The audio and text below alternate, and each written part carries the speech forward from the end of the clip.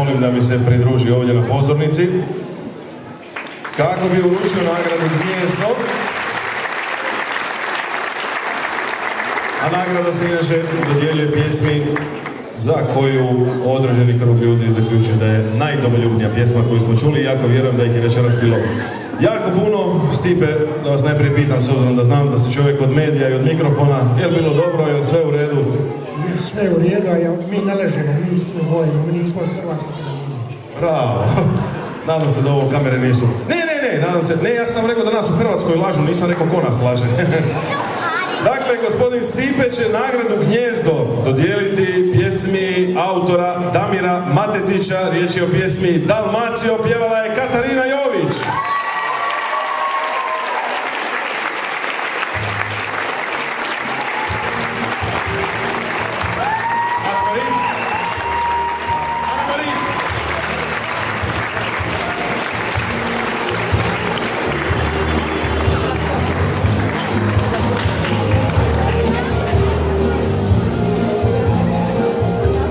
Katarina.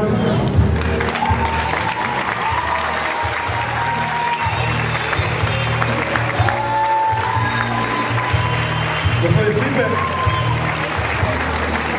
nećemo se još pozdraviti. Imamo jedno malo iznenađenje za vas. Očito čim ste htjeli otići, to će biti iznenađenje, ali morat će nam se pridružiti i gospodin Renato Rajković, predsjednik Rudar kluba. A molim gospodina Rajkovića da se pridruži meni ili gospodinu Stipi. A sad se vjerojatno vi Stipe pitate zašto, a pitat će se i gospodin Renato, a zašto smo i njega zvali. Dobro je, nije u džinsu, obuka se lipo, dobro je tako da ne bi ko rekao, ajme, kako se to obuka. Za danas, naime, gospodinu Renatu i gospodinu Stipi, mladi s ovoga festivala i djeca koja su pjevala večeras žele uručiti nagradu u znak zahvalnosti, korištenje prostora za uvježbavanje pjesme i plesnih koreografija, gospodo.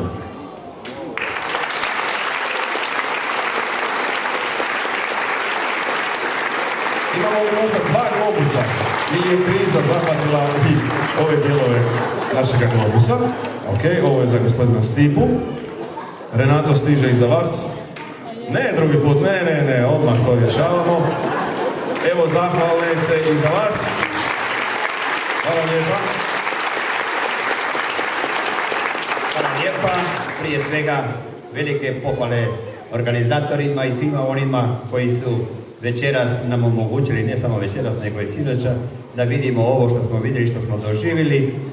A u ime Rudar kluba zahvalio bi se na ovom lijepom poklonu, uz obećanje, koliko budemo u mogućnosti, da ćemo i dalje poštivati i nastojati da omogućavamo ovakve manifestacije u buduće naše djece ovdje u New Yorku. Hvala. Hvala lijepo, gospodin.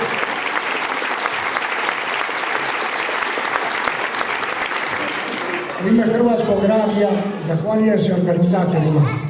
Snimao sam već 7 mjeseci kako oni rade. Ja znam ko najviše rade. Ja ću vam kazati istinu.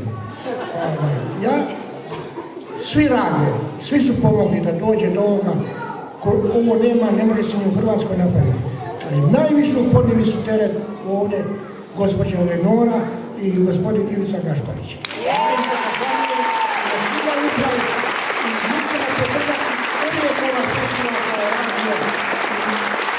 Hvala vam lijepo. Hvala lijepa Renato, hvala lijepa Stipe. Hvala. Znate ono što sam ja stigao vidjeti, ma nije problem što su ti ljudi radili ovdje, vidjet ćete ih na kraju nakon što dijelimo nagrade, nego nešto što zapravo kod nas doma ne postoji. Radili su padave, radili su bez